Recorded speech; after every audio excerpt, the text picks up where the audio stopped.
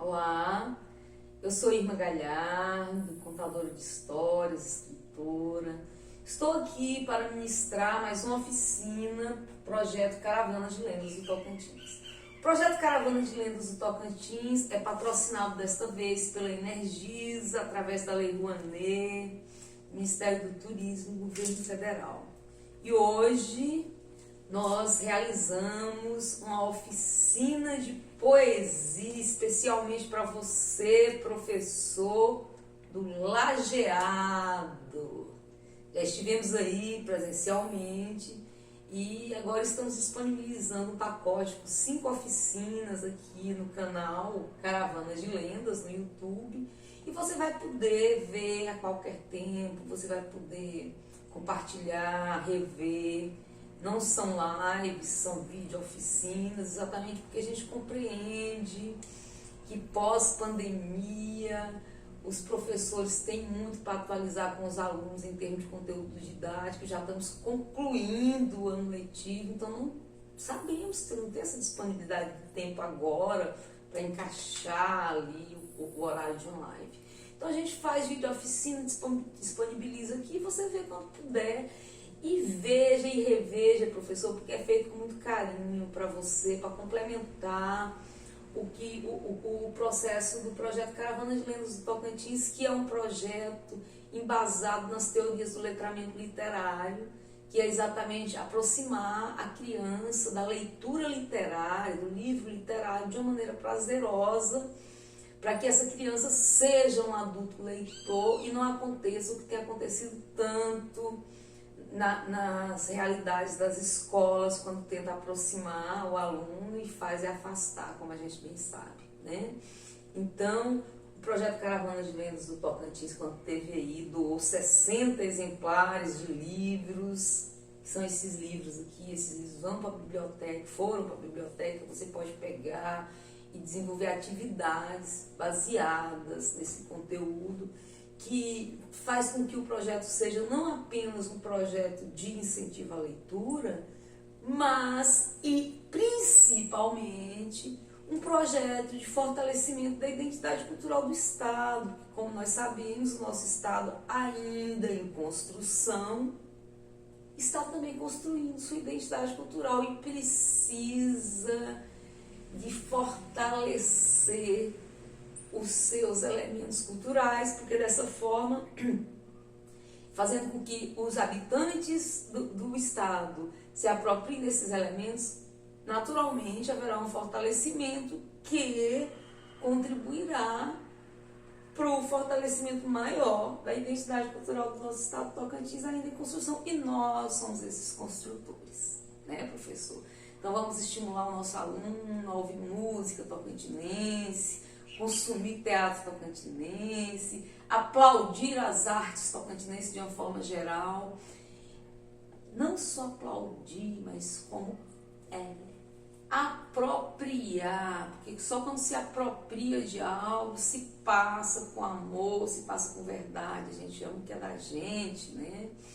Então, vamos desenvolver, vamos contribuir para desenvolver esse sentimento em nossos alunos, porque assim estamos, como eu já falei e repito aqui para você não esquecer, dessa forma estaremos contribuindo para fortalecer a identidade cultural do nosso Estado.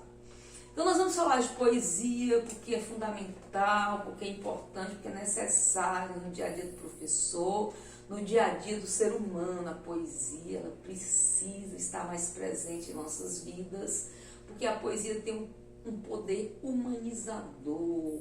Ela transforma a pessoa em um ser mais empático, em um ser mais solidário, em um ser que respeita o meio ambiente, respeita o próximo, respeita os animais, pratica a ética planetária, porque é o que a gente tem que fazer. A gente tem que ter ética não apenas profissional, mas ética diante da vida. E a pessoa que traz a poesia para si, a pessoa que segura na mão da poesia, que consome sempre a poesia, ela tem um fazer de vida poético, ela vive uma vida mais baseada nas nuances poéticas.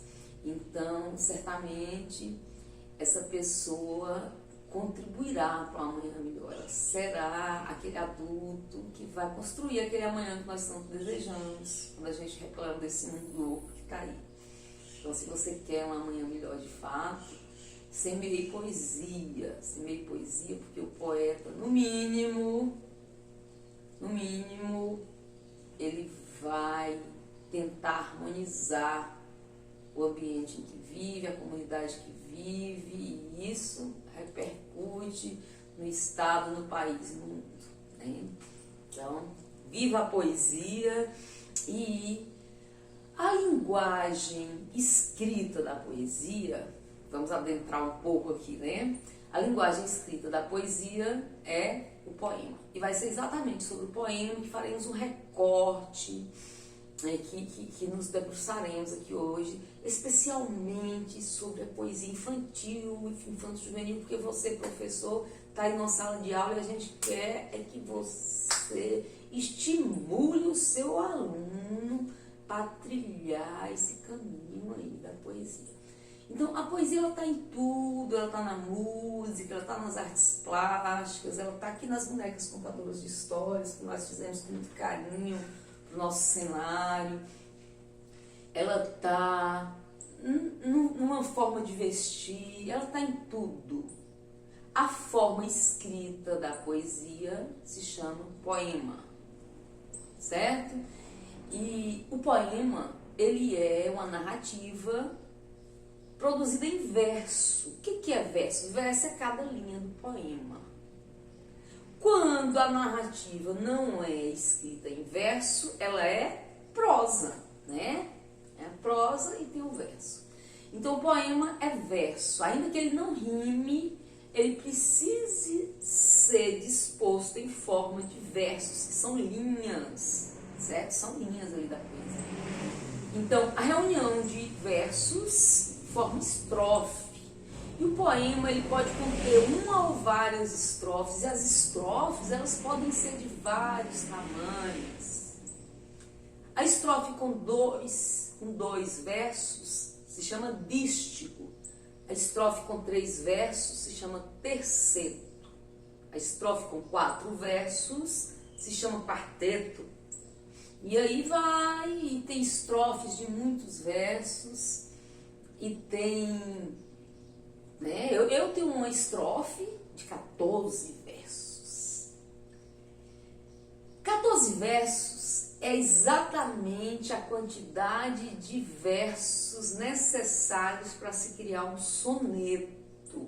E soneto é uma forma fixa de um poema. Antigamente, existia a tal da métrica.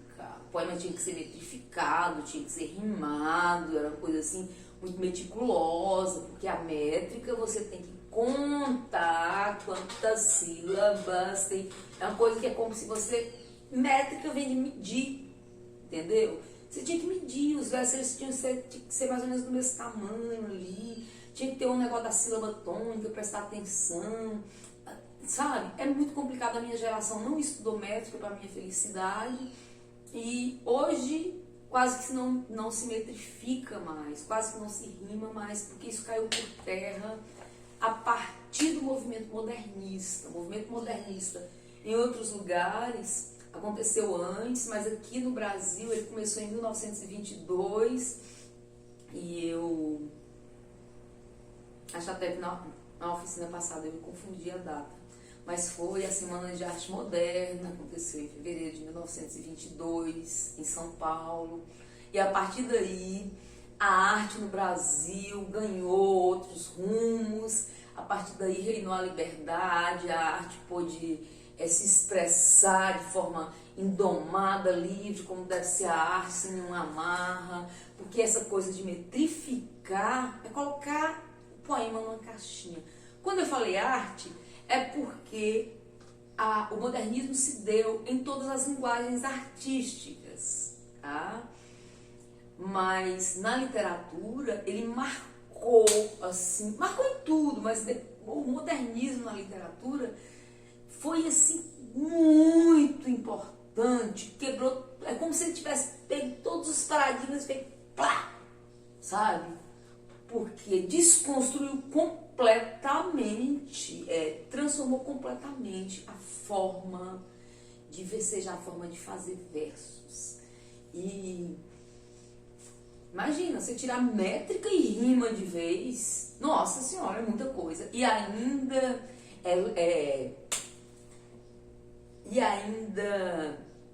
enaltecer as palavras que antes eram tidas como impróprias para a poesia, e ainda valorizar a arte popular, a cultura popular, principalmente a literatura de cordel, que antes a classe, né, a elite torcia o nariz, porque dizia que uma poesia vinda do povo não podia prestar, não tinha preciosismo nas rimas, que as rimas eram pobres, é toda aquela coisa, né?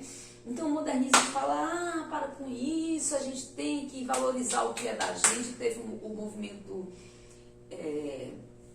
verde e amarelo, e teve o pau-brasil lá, né? Aquelas correntes do modernismo, aquelas tendências que valorizavam o nacionalismo, que é nosso mesmo, porque na época a sociedade brasileira tinha mania de importar tudo e só era bonito o que vinha da Europa. E os modernistas falaram, não, nós somos belos, a nossa arte é maravilhosa. E foi aí que nasceu o Abapuru, foi aí que nasceu tanta coisa linda, que os modernistas mais representativos, né, os fundadores ali da Semana de Arte Moderna, que são quem? Quais são eles, professor? Tarsila do Amaral, vou começar falando mulheres primeiro, porque toda vez só se fala em Oswald. Não. Dessa vez a gente vai falar em Tarsila do Amaral, Anita Mafaldi, depois que a gente vai falar em Oswald de Andrade e Mário de Andrade. Menor de Teopídia e tantos outros. Esses aí foram os principais, porque eles fizeram uma semana de arte moderna no Museu de São Paulo, Museu de Arte Moderna de São Paulo, que na época não tinha esse nome, e eles levaram essa arte, que na época era uma arte revolucionária, né? E eles levaram em todas as linguagens, e o poema Os Sapos, do Manuel Bandeira, foi declamado, e muita performance aconteceu, e muita exposição de artes plásticas, escultura e música, e tudo lá, e a sociedade torcendo o nariz, porque era novidade e chocava, era uma espécie até de como se estivesse agredindo, assim.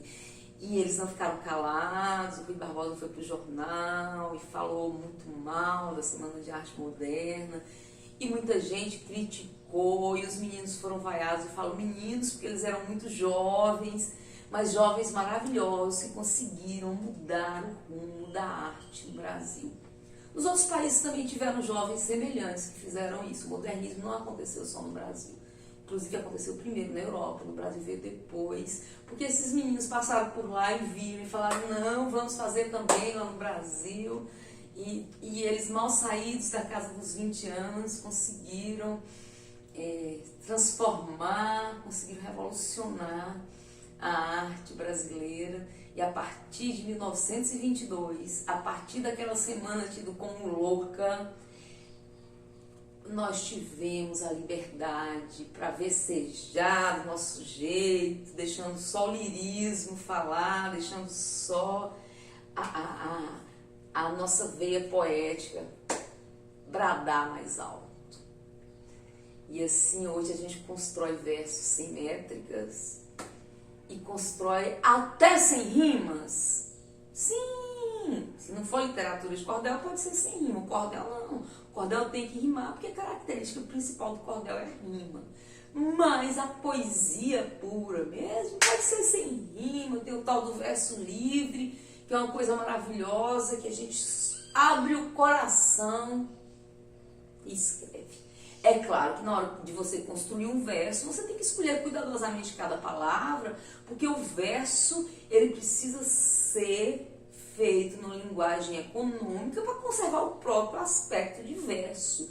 Porque se você vai falar no verso tudo que você quer, ele extrapola e transforma em prosa, né? Vai ficar um texto, então não pode. Verso é verso. Então, um verso de 3 linhas já é considerado deselegante. O verso geralmente é uma linha. Aceita-se de 2 linhas, mas de 3 linhas a gente acha demais, né? Não é mais verso, né? Vamos quebrar ele, vamos dividir. E aí, uma linha e meia é possível, 2 linhas a gente acha assim, acha que são 2 versos. Então, o verso precisa dessa concisão, ele precisa dessa economia de palavras para poder ter o aspecto de verso. E como é que você vai economizar palavras? Como é que você vai falar pouco com tanta contundência como um verso exige? Não é? Porque essa linguagem cifrada da poesia, essa linguagem versificada, ela tem que impactar. Por isso que você tem que escolher cuidadosamente cada palavra. Você tem que ler o verso e, sabe, aquela coisa de nossa, né? Então, para que isso aconteça, o poeta utiliza-se muito da metáfora. O que é metáfora? Metáfora é uma figura de linguagem que é a comparação, quando você compara uma coisa com a outra. Então, você está se utilizando da metáfora. Quando você compara aquele seu professor maravilhoso que fala e prende a atenção de todos, que muito carismático, parece que resplandece quando fala, ao invés de você for contar tudo isso desse professor inesquecível, você fala só que o seu professor é o sol. Você utilizou da metáfora do sol, comparou o seu professor com o sol e falou tudo, né? Olha que economia maravilhosa de palavras. Então a metáfora é para isso. O poeta utiliza essa ferramenta constantemente para lapidar seu verso. Aquele verso que está torto, que está manco, que está muito grande, que está deselegante, ele procura uma metáfora para aquilo ali que ele quer falar. Entendeu? Então usa-se muito essa figura de linguagem chamada metáfora no poema, no fazer poético. Mas utiliza-se também outras figuras de linguagem. Então você, professor de português, intensifica o ensino das figuras de linguagem, porque muita coisa que a gente estuda em português, sejamos reais, a gente não leva para a vida, não leva para o dia a dia. Mas figuras de linguagem a gente leva muito, leva toda hora. Quais são as figuras de linguagem que estão aí no nosso dia a dia? A hipérbole, a gente está sempre exagerando, né, professor? Estou morrendo de fome, que calor, está de matar, não é assim? A onomatopeia, você está ali colocando sons de animais, de objetos. O que mais, professor? A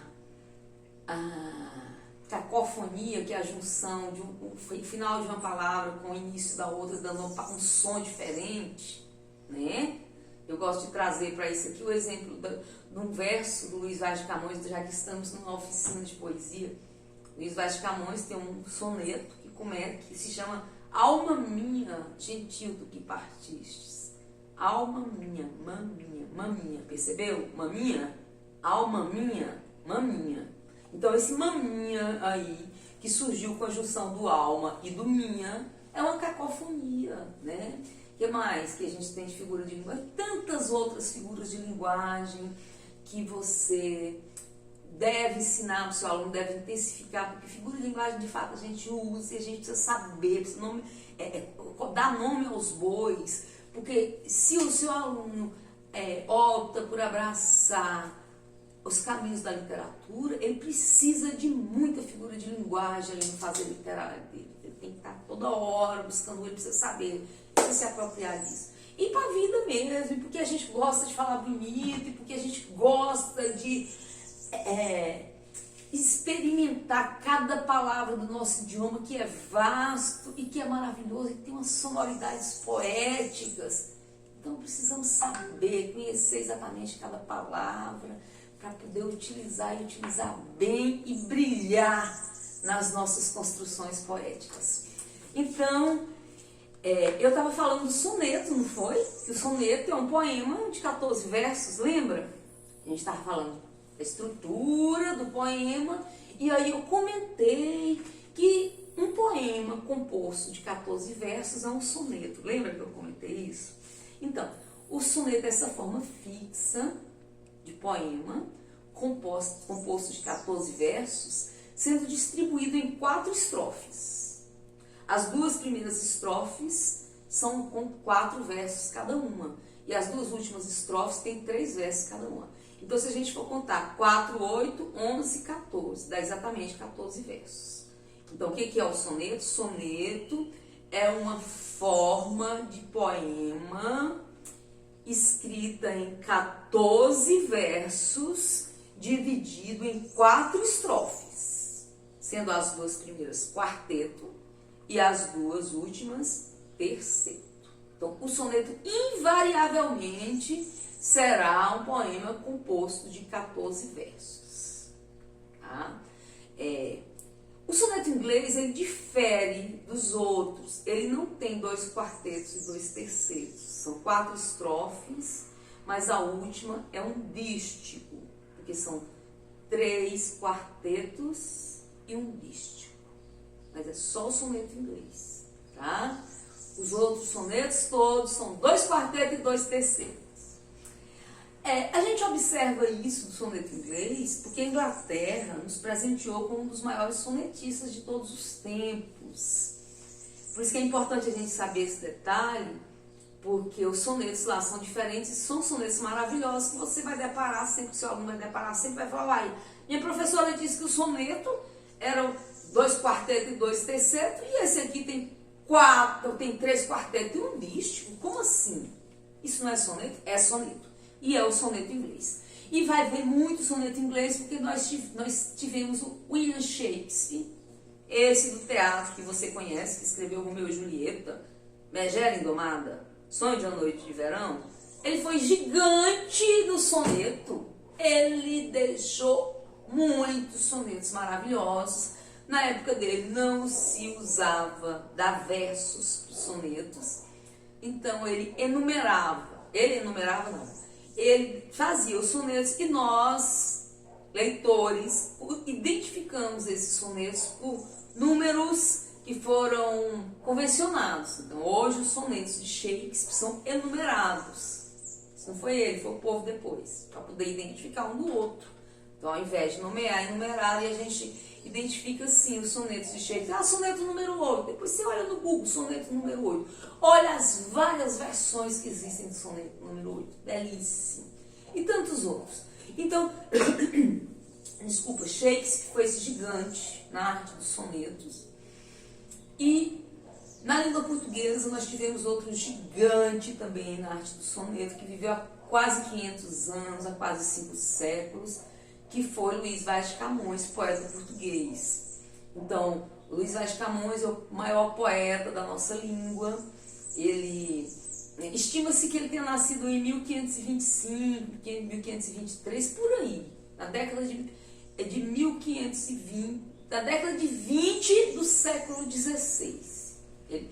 Sabe-se que Camões nasceu na década de 20 do século XVI. Estima-se que seja em 1525, mas não tem certeza. Então, se foi por aí, tem quase 5 séculos de existência. Os versos do Camões, e nos emociona ainda hoje, emocionará por muitos séculos, porque são versos clássicos. E o que torna uma obra clássica é exatamente essa atemporalidade.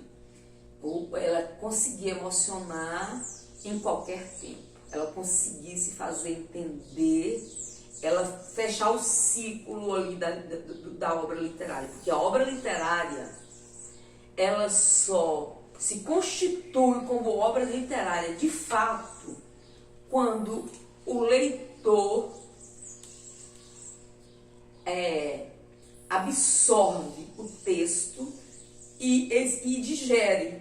Então, as emoções variadas que esse texto provoca em leitores variados, porque cada pessoa que lê é uma emoção diferente. Então, essas emoções é que completa ali o ciclo existencial do texto. Porque quando o leitor se depara com uma obra que ele absorve, aquilo transforma ainda que minimamente aquele leitor. Entendeu? E esse resultado e todo esse conjunto ali é que compõe aquela obra literária. Então, se o poeta escreveu um poema e guardou na gaveta e não mostrou para ninguém, meu amigo, ele não é poeta. Tá? Aquela obra, aquele poema não é uma obra literária. A obra literária precisa do leitor, entendeu?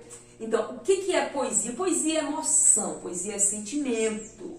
Cada pessoa que lê um determinado poema digere de forma diferente. Esse poema impacta essa pessoa de alguma forma. Seja positivamente, seja negativamente, porque poesia não é só de amor, poesia não é só bondade, tá? Se poesia é sentimentos, nós temos sentimentos variados. Não é assim? Então, existem poemas de dor, de revolta, de protesto, de denúncia, sabe, de agressão, de tristeza, de despedida, de xingamento, de renúncia, de todos os sentimentos possíveis ao ser humano. Porque poesia é sentimento. Você está entendendo? Então, se você vai construir um poema, você tem que ter esse cuidado na escolha das palavras, porque você já tem como objetivo impactar de determinada forma o seu leitor, não é isso? Então você vai escolher as palavras que vão exatamente passar aquele sentimento que você quer. Tem poema que você lê que parece dar um soco no estômago, você fala, não é? Aqueles poemas Nossa, tem uns poemas de denúncia mesmo, tem uns poemas, assim, por exemplo, Lorca, Gabriel Garcia. Lorca, não é o Gabriel Garcia, o Lorca. O Lorca tem uns poemas que você lê. Aqui no Brasil nós temos o João Cabral de Melo Neto. João Cabral de Melo Neto. E aqui no Tocantins nós temos o Pedro Tcherra. O Pedro Tcherra, você não consegue ler um livro de poesia dele num único dia, porque são muito fortes, são muito impactantes. São poemas que você fala assim, nossa, sabe? Ele é um poeta revolucionário, Pedro Tcherra, maravilhoso. Ele escreve, ele faz denúncias sociais importantíssimas assim, em seus versos. É um poeta social, necessário. E o Pedro Tcherra, ele tem essa contundência. Leia Pedro Tcherra se você não conhece. Ele nasceu em Porto Nacional, mas hoje ele se universalizou diante da grandeza dos seus poemas, dos seus versos. Então, o Luiz Vaz de Camões, voltando aqui ao soneto, né, que a gente estava falando do soneto, o Luiz Vaz de Camões deixou muitos sonetos também, sonetos maravilhosos. Imagina você que sonetos escritos há quase 500 anos e continuam nos emocionando. Vou falar um dele para você ver como é de fato. Tem um que se chama Amor é Fogo que Arde Sem Se Ver. Os poemas, os sonetos de Luiz Vaz de Camões também não tinham títulos e lá foi diferente do que fizeram na Inglaterra. Na Inglaterra enumeraram os de Shakespeare. Em Portugal, pegaram emprestado o primeiro verso para ser o título do poema. Então, todos os sonetos de Luiz Vaz de Camões têm como título o primeiro verso daquele soneto. Então, teve um soneto na década de 80 que foi musicado por uma banda muito famosa, que se você, professor, é da minha geração, você conhece, a banda Legião Urbana. O Renato Russo teve a felicidade de fazer essa música, que foi uma espécie de hino para a minha geração. A gente chamava Amor é fogo que arde sem se ver. Você conhece? É ferida que dói e não se sente. É o não contentar-se de contente. É dor que desatina sem doer. É o não querer mais que bem querer. Meu ritmo não é muito bom, mas ouça essa música. É um poema escrito há quase 500 anos e que nos emociona ainda hoje. Tem um outro poema dele, esse que eu falei aqui, que é uma cacofonia. É uma cacofonia, mas, gente, é um poema tão lindo que a gente nem lembra que é uma cacofonia. Alma minha, gentil, tu que partiste tão cedo dessa vida descontente, repousa lá no céu eternamente e vive cá na terra sempre e triste. E aí vai, tô falando só a primeira estrofe, né? Os primeiros 4 versos. Então esse soneto do Camões é tão maravilhoso que eu peguei emprestado 2 versos dele. Então aqui, ó, a Mãe da Lua. Tem uma parte lá que a Mãe da Lua fala, Lua, filha adorada, de você eu fui separada. Viver solitariamente é a pior coisa que existe. Bem disse Camões, brilhantemente. Aí eu boto 2 pontos. E ponho aspas. Repousa lá no céu eternamente e vive cá na terra sempre triste. E fecho aspas. Entendeu? Então eu peguei emprestado 2 versos escritos há quase 500 anos e inseri aqui no Mãe da Lua exatamente para suscitar pesquisas, o professor estimular o aluno a ir descobrir quem é Luiz Vaz de Camões, esse poeta português tão maravilhoso, vivido há quase 5 séculos, que a Irma Galhardo leva lá para um livro, pega e desenterra e traz de volta. Por que a autora fez isso? Diante da necessidade das nossas crianças conhecerem os clássicos. Os clássicos precisam ser conhecidos, por isso que eles são clássicos. Eles são clássicos porque todos os povos de todos os tempos que letraram, que tiveram acesso ao livro, principalmente à leitura literária, todos os povos de todos os tempos que tiveram acesso à leitura literária leram os clássicos, conhecem os clássicos universais, os clássicos da literatura universal, como no caso Camões tem um livro, Os Lusíadas, que é um clássico da literatura universal, todos os países leem Lusíadas. Nós temos um clássico da literatura universal. Qual é o nosso livro que todos os países leem e fala que é muito bom e aplaudem de pé? Qual é? É o romance, é a narrativa em prosa do nosso maior escritor brasileiro. Quem é o nosso maior escritor brasileiro? Pai da academia, Machado de Assis. E eu falo do livro Dom Casmurro. Dom Casmurro é um clássico da literatura universal. Qualquer país, ele está lá na lista dos livros que precisam ser lidos. Os clássicos que precisam ser lidos. Então, cada país manda pelo menos um livro para essa lista aí, dos melhores do mundo. E Luiz Vaz de Camões tem um livro intitulado Os Lusíadas, que é um clássico deles, que é um dos maiores do mundo.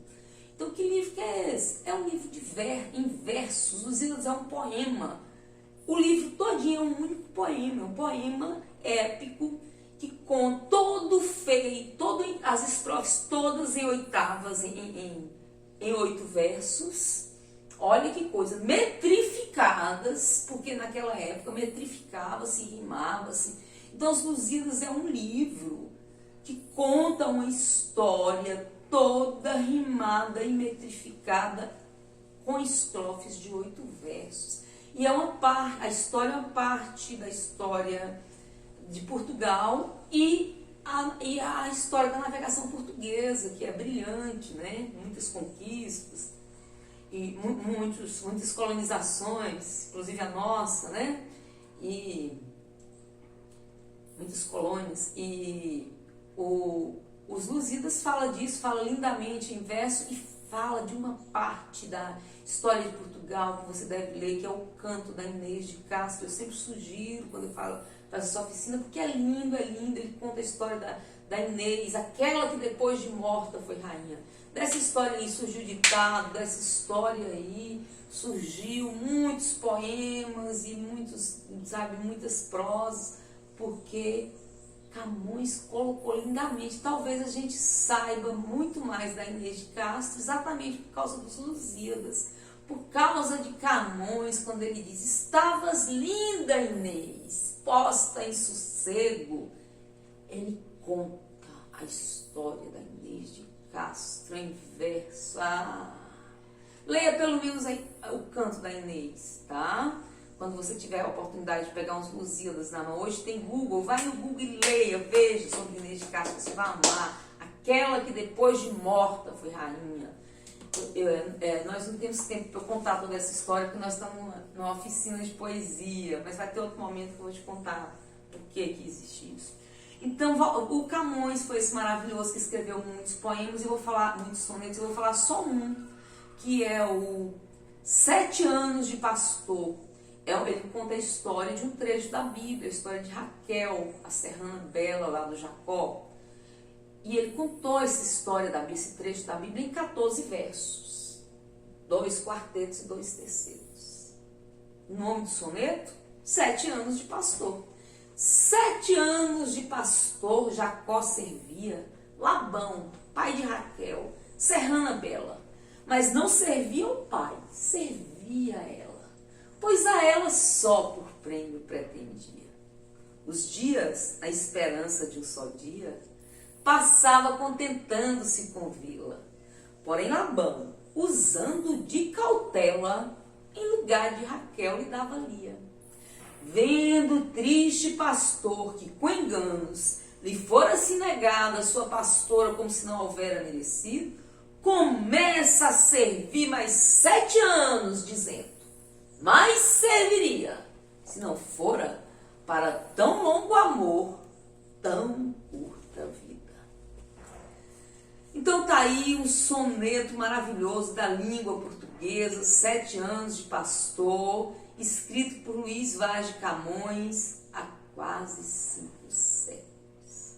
Um soneto que você pode e deve apresentar para o seu aluno quando você for falar da literatura clássica, quando você for mostrar para ele o que é um clássico. E tá bem aí no Google, você pode pegar.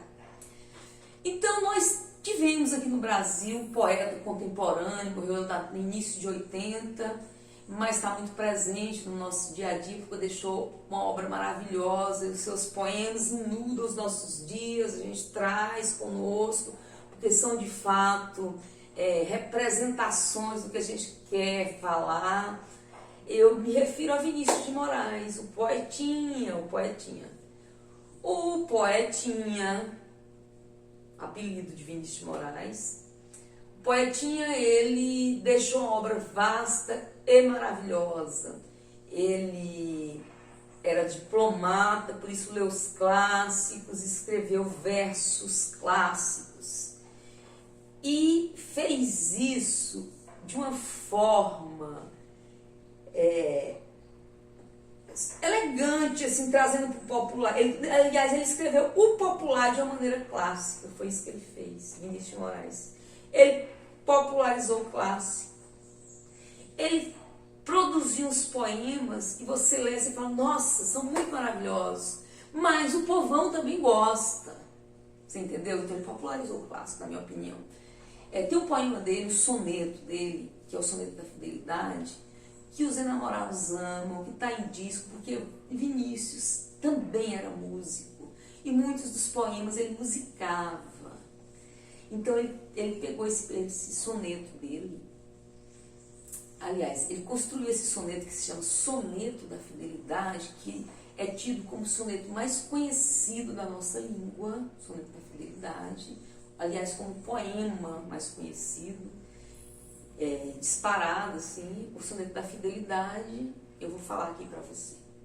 De tudo ao meu amor serei atento, antes e quanto ao zelo e sempre e tanto, que mesmo em face do maior encanto, dele se encante mais meu pensamento. Quero viver em cada bom momento e em seu louvor e de espalhar meu canto, e rir meu riso e derramar meu pranto, ao seu pesar ou ao seu contentamento. E assim, quando mais tarde me procure, quem sabe a morte, angústia de quem vive, quem sabe a solidão, fim de quem ama, eu posso me dizer do amor que tive, que não seja imortal, posto que é chama, mas que seja infinito enquanto dure. Então, Vinícius de Moraes, maravilhoso, deixou também uma obra vasta para criança. Pasmem! Eu falo pasmem porque ele era um bom vivant, ele era diplomata, e a profissão de diplomata o levava para a boemia, né? O Vinícius, ele passava a vida em cruzeiros, ele tinha um poder aquisitivo elevado, ele se encontrava com príncipes, com nobres, e os encontros sempre regados a gin, ao melhor uísque. Então, Vinícius, todo mundo sabe, não é novidade para ninguém, ele vivia bêbado, né? É o poeta bêbado, na realidade. E então, ainda assim, ele teve a sensibilidade de se debruçar sobre a cultura da infância e produzir versos belíssimos que emocionam e emocionarão nossas crianças. E é uma espécie até de cantiga de niná para as nossas crianças, né? Porque esses versos do livro A Arca de Noé, é desse livro que eu falo, o livro A Arca de Noé, os versos estão nos livros didáticos desde quando eu tinha 6 anos e ganhei um pouquinho da Índia. Mas esse não é dele, esse é do Manuel, peraí. Então, o Vinícius de Moraes, com o livro A Arca de Noé, que depois foi musicado por ele, pelo Toquinho, e você conhece algumas músicas. Era uma casa muito engraçada, não tinha teto, não tinha nada. Ninguém podia entrar nela, não, porque na casa não tinha chão. Ninguém podia dormir na rede, porque na casa não tinha parede. Ninguém podia fazer pipi, porque pinico não tinha ali. Isso é uma poesia, percebeu? E tantas outras. Lá vem o pato, pataqui, patacolá, lá vem o pato para ver o que há. O pato sapega, entendeu? É um poema. E ele musicou e a gente leva para as crianças das duas formas e as crianças amam. E ele tem um poema que, junto com outro da Cecília Meirelles, são os campeões de escolha nos concursos infantis de poesia. Me refiro, aliás, ele não tem um, ele tem 2, que são os campeões. Primeiro, a foca. Quer ver a foca ficar feliz? É pôr uma bola no seu nariz. Quer ver a foca bater palminhas? É dar ela uma sardinha. Quer ver a foca fazer uma briga? É espetar ela bem na barriga. Então, esse poema é muito utilizado nos livros didáticos da primeira infância e é também preferido das crianças na escolha dos concursos de poesia. Sou jurada sempre e sabe, infalível. Esse aí do Vinícius de Moraes. E qual outro professor? Qual o queridíssimo, inclusive dos professores, poema que os professores amam, sabem de cor? As borboletas. Brancas, azuis, amarelas e pretas, brincam na luz as belas borboletas. Borboletas brancas são alegres e francas. Borboletas azuis são cheias de luz. As amarelinhas são tão bonitinhas e as pretas, então? Oh, que escuridão! Então tá aí mais um poema do Vinícius de Moraes e tantos outros que você deve conhecer, mas tem um que eu vou falar um fragmento, vou falar um pequeno trecho, porque eu utilizo esse poema para exemplificar a possibilidade de qualquer ser humano construir versos. Sim, porque a construção dos versos é possível para todos. Todos nós somos poetas, às vezes não sabemos, precisa de um estímulo, mas a poesia está em todo lugar. A gente às vezes não sabe olhar, não sabe extrair. E tem poetas, como o caso Vinícius de Moraes, que é o que a gente está falando aqui, que consegue extrair poesia de qualquer coisa para nos provar essa possibilidade. Por exemplo, de uma porta. Ele conseguiu tirar a poesia até de uma porta. Vou te mostrar. Eu sou feita de madeira, madeira, matéria morta. Mas não há coisa no mundo mais viva do que uma porta. Eu abro bem com cuidado para passar o namorado. Eu abro de supetão para passar o capitão. Eu abro devagarinho para passar o menininho e abro bem prazenteira para passar a cozinheira. Eu só não abro para aquele que diz, e a mim bem pouco importa, que se uma pessoa é burra como uma porta. Então isso é um fragmento apenas da poesia, o poema completo você pode conferir na net. Mas o objetivo é mostrar para você que o poeta Vinícius de Moraes conseguiu extrair poesia até de porta, um pedaço de madeira morta, né? Uma coisa que a gente não pensa que existe poesia, e existe sim, porque a poesia está em tudo, está em todos os lugares. Teve um outro poeta que a gente precisa falar dele, porque ele é maravilhoso e é aclamado pela crítica literária nacional como o maior poeta brasileiro, nosso poeta maior. Me refiro a Carlos Drummond de Andrade. O Carlos Drummond de Andrade conseguiu extrair poesia até de uma pedra. Olha, o Vinícius de Moraes extraiu poesia de uma porta. Carlos Drummond de Andrade fez poesia de pedra. Como assim?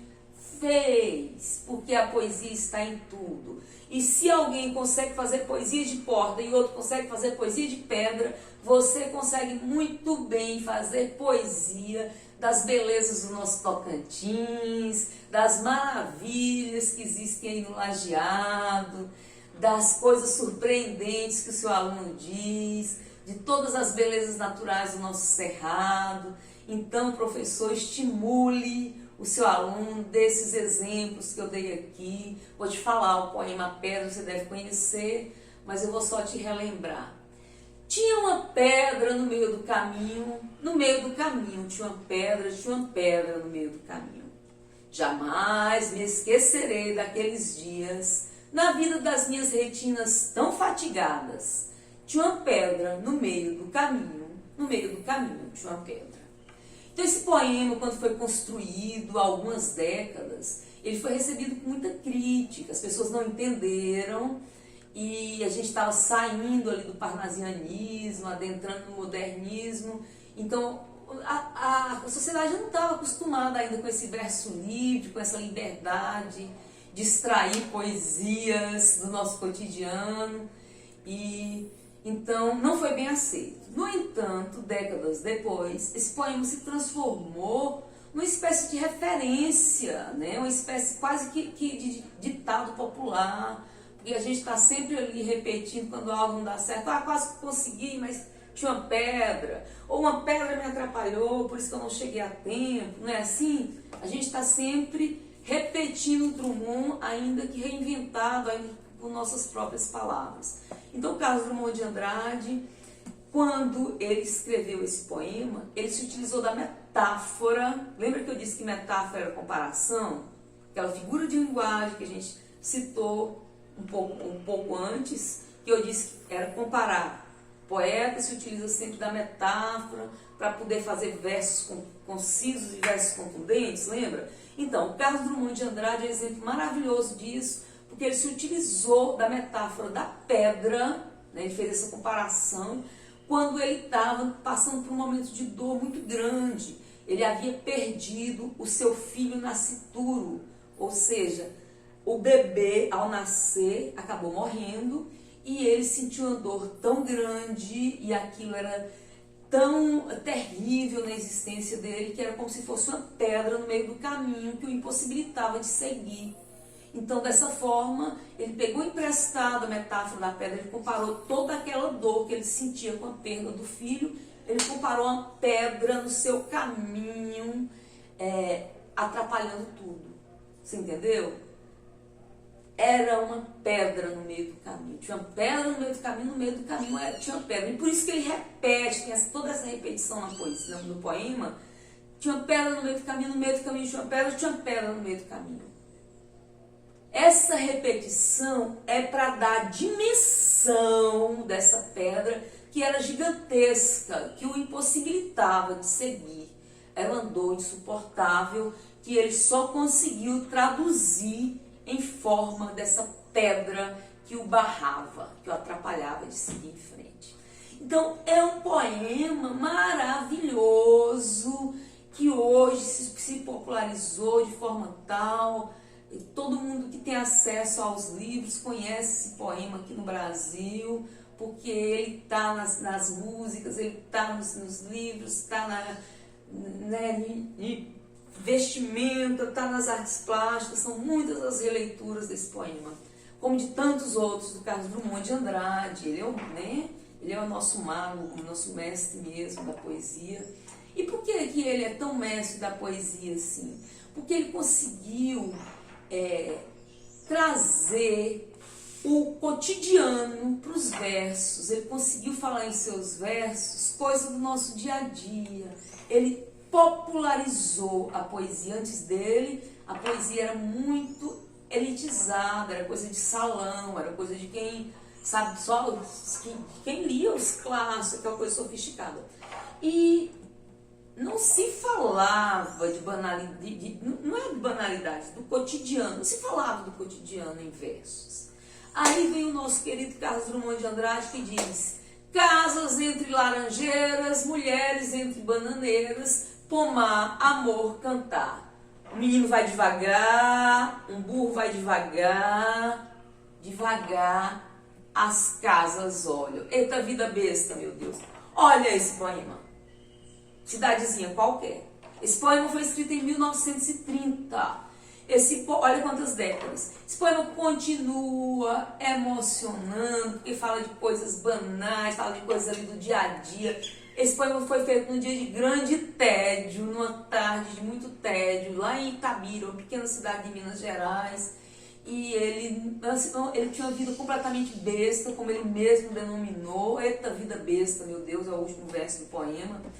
Mesmo diante de toda aquela vida besta, uma vida que não acontecia nada, uma pasmaceira, ele conseguiu extrair esses versos que sobreviveram por décadas e sobreviverão ao tempo, porque é um poema clássico, porque se você vai em qualquer exposição de artes, tem uma releitura desse poema de alguma forma, seja em pintura, ou seja em bordado, ou seja em mímica, ou seja em vestimenta, ou seja em performance. Está sempre acontecendo uma releitura desse poema, Cidadezinha Qualquer, construído em 1930, diante de uma tarde completamente besta, onde nada acontecia. Você entendeu? Então a poesia, ela é possível, ela está aí para todos. E o Carlos Drummond de Andrade nos mostrou isso. Ele nos fez perceber que todos nós temos um poeta dentro de nós. Que a poesia é coisa de ser humano, então nós somos humanos, consequentemente. Nós somos produtores de poesia, porque poesia é sentimento. E se é sentimento, nós somos dotados de sentimento. Então vamos jogar isso para o papel, seja em forma de música, seja em forma de pintura, seja em forma do que for. E se for em forma de verso, se for em forma de poema, viva, né? E vamos então espalhar os nossos versos pelo mundo, porque o mundo precisa de mais poetas, de mais poesia, exatamente para sensibilizar, para produzir seres mais conscientes, seres mais responsáveis para com o meio ambiente, para com o próximo, para com o mundo de uma maneira geral.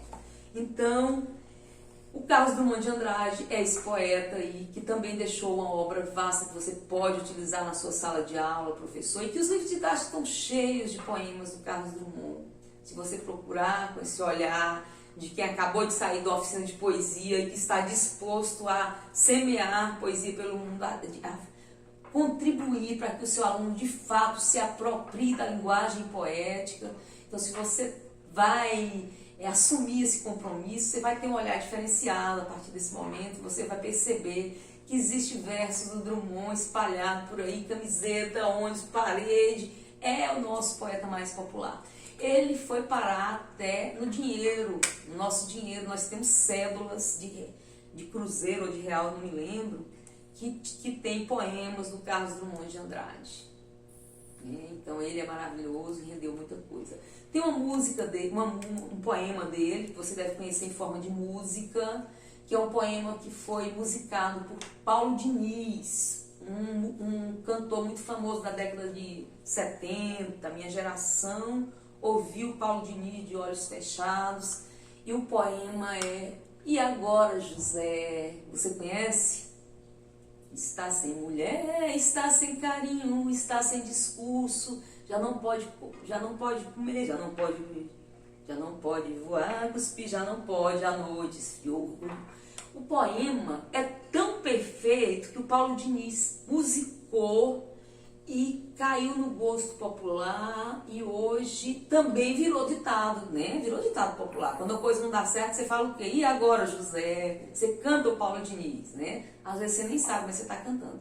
Então, o Carlos Drummond de Andrade, o autor desse poema, ele diz assim: e agora, José, está sem mulher, está sem carinho, está sem discurso, já não pode beber, já não pode fumar, cuspir já não pode, a noite não veio, o riso não veio a utopia, e tudo acabou, e tudo fugiu, e tudo sumiu. E agora, José?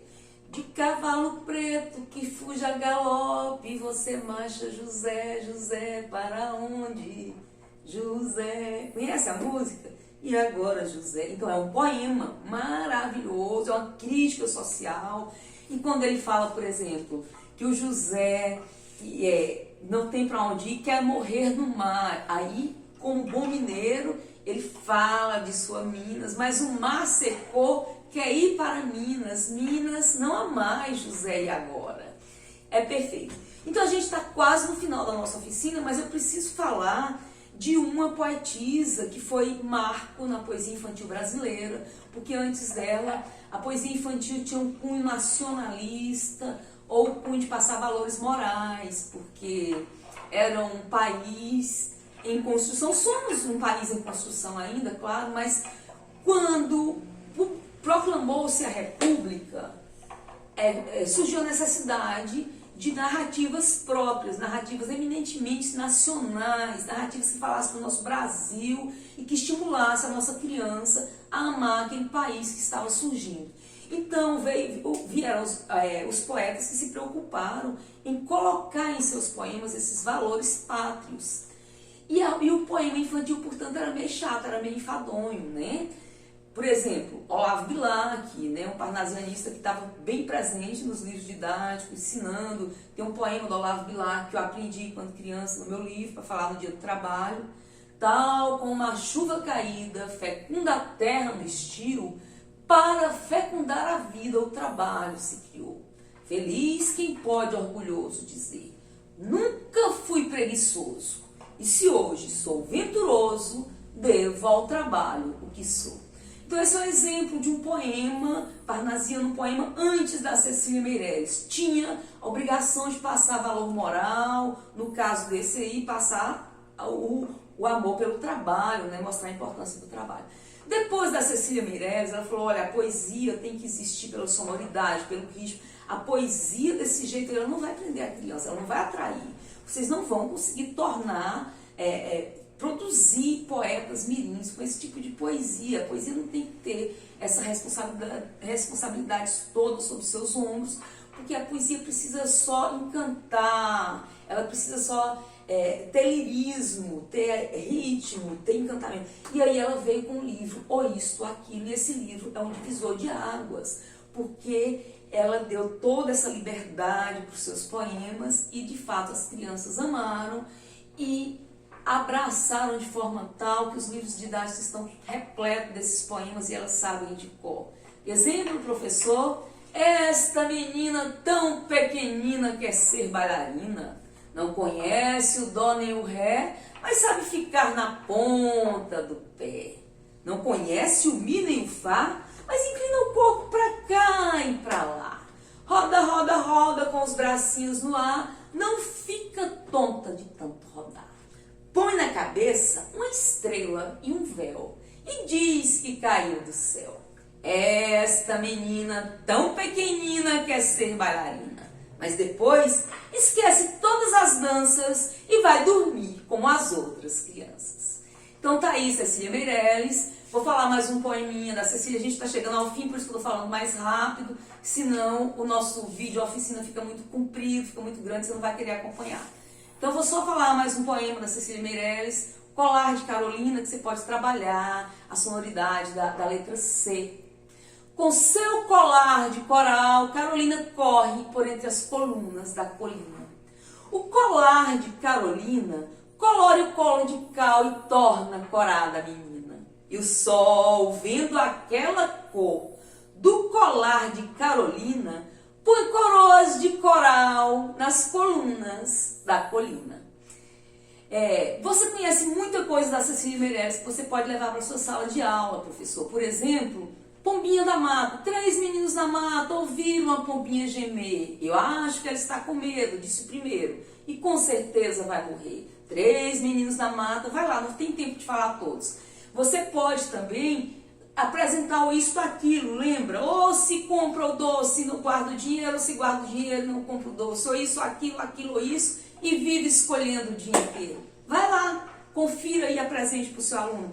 Pode apresentar também o leilão de jardim. Quem me compra um leilão com um jardim com flores, borboletas de muitas cores? Vai lá, é lindo, lindo, lindo. O que mais que você pode apresentar para o seu aluno? Muita coisa da Cecília Meirelles. Apresente tudo, tá, professor? A Cecília é especial para a infância. Use e abuse da Cecília Meirelles no dia a dia da sua sala de aula. Insira o seu conteúdo com a poesia. Você vai estar contribuindo para um amanhã melhor, porque você vai estar transformando o seu aluno num ser mais sensitivo, num ser mais empático, num ser que vai construir aquela sociedade que nós tanto desejamos amanhã. Vou ter de fato que parar, nosso tempo esgotou. Um grande beijo, professor, até a próxima e fique bem. Tchau!